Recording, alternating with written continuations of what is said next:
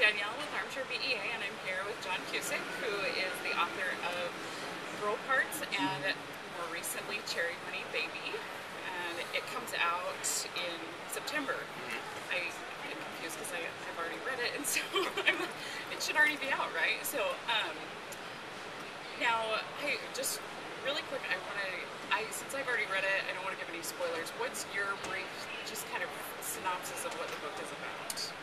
Essentially, it's about this girl, Cherry, who grows up in a trailer park. She works at a local fast food joint.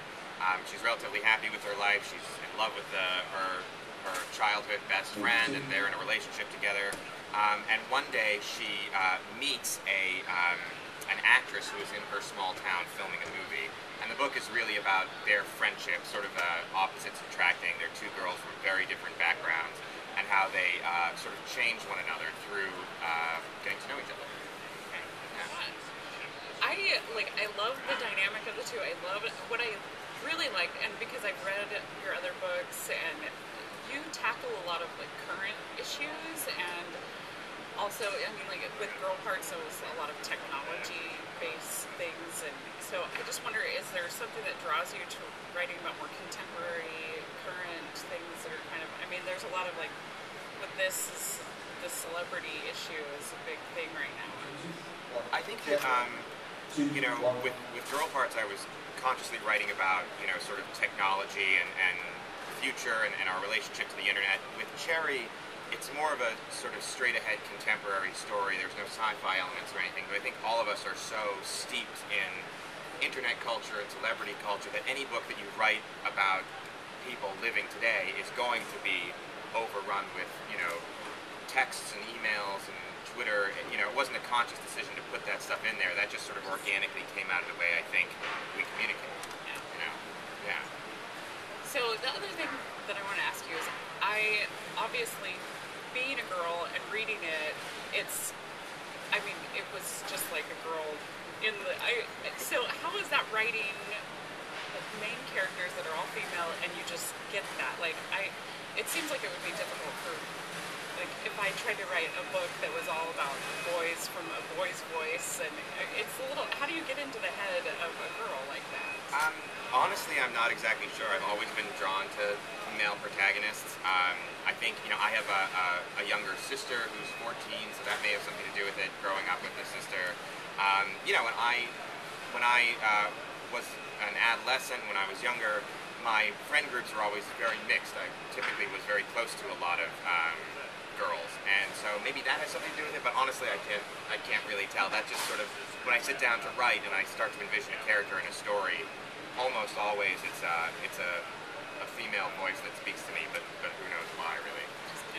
It's just, my muse is a scrappy, angry 16-year-old girl. That's just the way it is. Yeah, it's definitely Cherry. I loved her, just spunk and fire. I thought it was interesting how she changed throughout the book, and she kind of toned down a little bit as the book went, and you could see how the friendship affected each other for good and for bad. That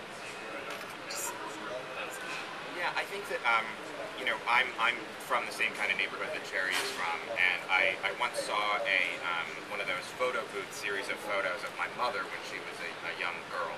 And I think that Cherry is a little bit like my mother when she was that age, that sort of scrappy, tough, tomboyish personality.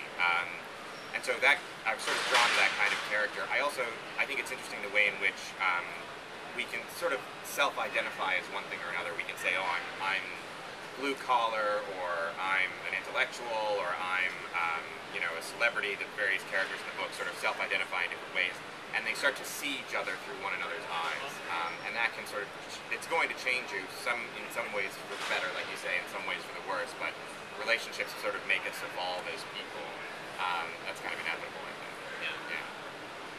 Well, one last question, because you write a lot, but you're also an agent. How do you balance that?